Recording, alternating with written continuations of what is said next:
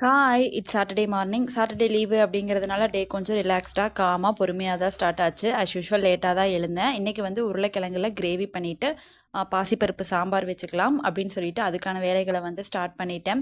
நைட்டே வந்து கிச்சனை ஃபுல்லாக டீப் க்ளீன் பண்ணதுனால காலையில் கொஞ்சம் வேலை செய்கிறதுக்கு ஈஸியாக இருந்தது. இப்போல்லாம் வந்து நைட் டைமில் மோஸ்ட்லி வந்து க்ளீன் பண்ண முடியறதில்ல. பட் அதை வந்து மறுபடியும் ரெகுலர் ரொட்டீனாக வந்து மாற்றணும். முதலெல்லாம் பண்ணிகிட்டு இருந்தேன், இப்போ பண்ணவே முடியறதில்ல. அரிசியும் வந்து ஊற போட்டிருந்தேன், அதையுமே வந்துட்டு குக்கரில் விசில் விட்டு எடுத்தாச்சு. ஆனால் இன்றைக்கி ரொம்ப லேட்டாக எழுந்தாலுமே வந்து சாப்பாடை வந்து 9:30க்கெல்லாம் ரெடி பண்ணிவிட்டேன். எனக்கே எப்படின்னு தெரியல, ரொம்ப ஷாக் ஆகிடுச்சு. இல்லைன்னா 10:30க்கு மேலே ஆயிரும். அப்படி இப்படின்னு உட்காந்துட்டு கதை பேசிட்டு இந்த சாட்டர்டே சண்டேல சமைக்கிறது சாப்பிட்றது அப்படின்னாலே. ஆனால் இன்றைக்கி கொஞ்சம் ஏர்லியராகவே எல்லா வேலையும் முடிச்சுட்டு 9:30க்கே சாப்பிட ஆரம்பித்தாச்சு.